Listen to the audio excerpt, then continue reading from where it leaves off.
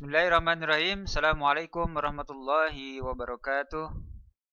Alhamdulillahillazi arsala rasulahu bil huda wa dinil haqq liyuzhirahu 'alad dini kulli wa kafa billahi syahida. Allahumma shalli ala sayyidina Muhammad wa ala alihi wa sahbihi ajmain, amma ba'du. Puji syukur patut kita panjatkan kepada Allah Subhanahu wa taala yang mana masih memberikan kepada kita semua berbagai macam kenikmatan. Nikmat Islam, nikmat iman, nikmat sehat walafiat. Sampai saat sekarang kita masih diberikan umur yang panjang, masih diberikan sisa umur untuk senantiasa melakukan ketaatan kita kepada Allah Subhanahu wa taala. Baiklah, di episode yang ketiga di pembelajaran jarak jauh kita kelas 6 di semester 2 ini, langkah terakhir kalian di sekolah dasar. Pada kesempatan pagi ini, Pendidikan Agama Islam dan Budi Pekerti awal pembelajaran semester 2 akan membahas tentang indahnya saling membantu dan hidup rukun. Nah, coba kalian perhatikan. Ini Quran surat Al-Maidah ayat 2 yang berada di akhir, di ujung. A'udzu billahi minasyaitonir rajim. Bismillahirrahmanirrahim. Wa ta'awanu 'alal birri wat taqwa wa la ta'awanu 'alal ismi wal 'udwan wattaqullaha innallaha syadidul 'iqab. Artinya, dan tolong menolonglah kamu dalam mengerjakan kebajikan dan takwa. Dan jangan tolong menolong dalam berbuat dosa dan pelanggaran. Bertakwalah kamu kepada Allah, sesungguhnya Allah amat berat siksanya. Ini terjemahan dari Quran surat Al-Maidah ayat 2 akhir, ya, di ujung. Adapun kandungan dari Quran surat Al-Maidah ayat 2 ini, pertama, tolong menolonglah dalam hal kebaikan. Seperti halnya meminjamkan sarung atau mukena kepada teman yang akan melaksanakan sholat, atau kepada siapapun yang akan melaksanakan sholat. Meminjamkan pakaian yang bersih, meminjamkan pakaian yang rapi untuk dia melaksanakan sholat. Lalu ada lagi mengantarkan teman membeli obat. Ketika temannya meminta untuk diantarkan, membelikan obat untuk orang tuanya atau untuk neneknya, kamu bersedia. Nah, itu tolong menolong dalam hal kebaikan. Ada juga contoh lain, itu adalah memberi pinjaman uang kepada teman yang membutuhkan. Misalnya teman kamu di sekolah, ya, merasa kehausan karena habis olahraga atau lari, atau uangnya hilang, dan kamu meminjamkan uang kepada dia untuk membeli minuman. Atau di rumah, ya, ketika kamu main bersama teman, terus temannya itu ingin jajan, tapi dia tidak punya uang, kemudian kamu dengan sukarela, ya, dengan sukarela meminjamkan kepada dia atau memberi kepada dia, itu merupakan hal kebaikan. Banyak sekali tolong menolong dalam hal kebaikan. Tentunya kalian pernah atau sering melakukan kebaikan dalam tolong menolong dalam hal kebaikan. Banyak sekali. Yang kedua, jangan tolong menolong dalam berbuat dosa dan pelanggaran. Nah, ini yang dilarang oleh Allah. Jadi Allah Subhanahu wa taala yang melarang.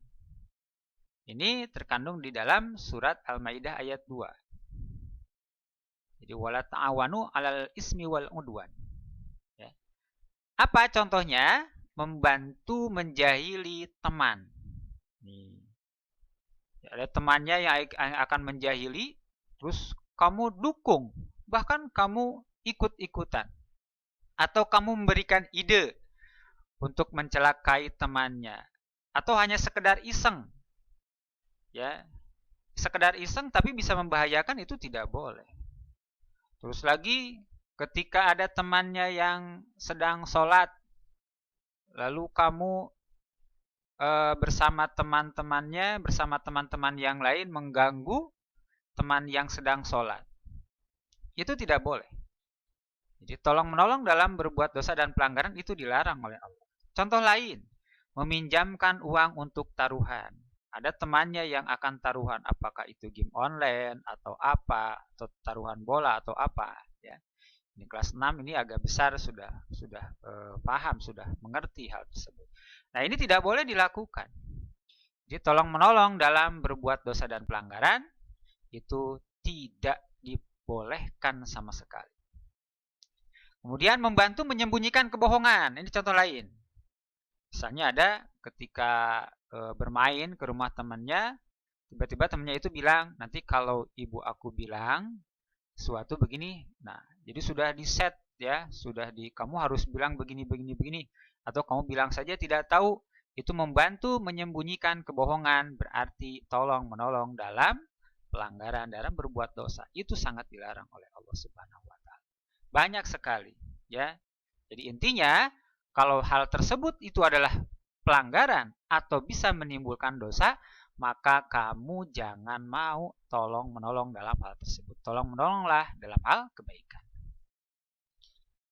Selanjutnya Al-Maidah ayat ketiga, ayat selanjutnya. Ini ada tengah-tengah ya. Yang bunyi ayatnya, Al-yawma ya'isal ladzina kafaru min dinikum fala takhshawhum wakhshawun. Al-yawma akmaltu lakum dinakum wa atmamtu alaikum ni'mati wa raditu lakumul Islam madina. Artinya, pada hari ini orang-orang kafir telah putus asa untuk mengalahkan agamamu, sebab itu janganlah kamu takut kepada mereka, tetapi takutlah kepadaku. Pada hari ini telah aku sempurnakan agamamu untukmu, dan aku telah cukupkan nikmatku bagimu, dan telah aku ridhoi Islam sebagai agamamu. Kandungan Quran Surat Al-Maidah ayat 3 itu pertama, takutlah kepada Allah.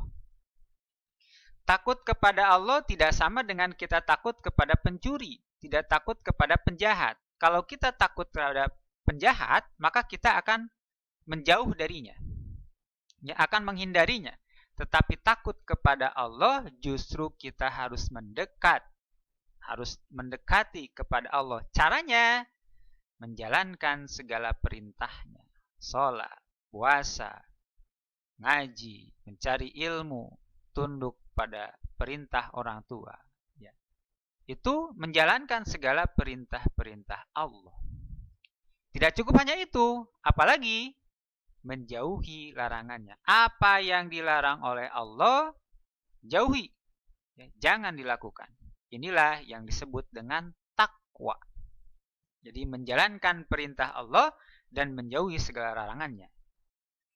Takut kepada Allah. Orang yang takut kepada Allah akan bertakwa. Tidak hanya cukup menjalankan perintahnya, tapi juga menjauhi segala larangan Allah Subhanahu wa ta'ala. Lalu dikatakan di ayat ini, Allah telah menyempurnakan agama yang dibawa oleh Rasulullah Shallallahu Alaihi Wasallam. Apa? Yaitu Al-Islam. Jadi Islam yang dibawa, agama yang dibawa Rasulullah itu Islam. Dan Allah telah menyempurnakan agama pada hari itu. Dan Allah meridhoi bahwa Islam sebagai agama Nabi Muhammad dan pengikutnya. Siapa pengikutnya? Insya Allah kita termasuk di dalamnya. Orang-orang yang hidup di zaman Rasulullah dan setelah Rasulullah wafat sampai nanti sampai yaumil akhir, orang-orang yang memeluk Islam, orang-orang yang senantiasa melaksanakan ajaran Islam, melaksanakan perintah dari Allah dan Rasulnya, maka dia akan diakui sebagai umatnya. Mudah-mudahan kita semua, keluarga besar kita, diakui sebagai umatnya dan mendapatkan kelak syafaatul uzma di yaumil akhir, pertolongan dari Rasulullah Shallallahu Alaihi Wasallam untuk diselamatkan, ya, untuk menyelamatkan kita dari azab panasnya api neraka. Nah, ini Quran surat Al-Maidah ayat 3 ini merupakan ayat terakhir yang turun sebelum Rasulullah wafat. Jadi sebelum Rasulullah wafat itu turunlah ayat ini. Sebagian mufassir mengatakan demikian.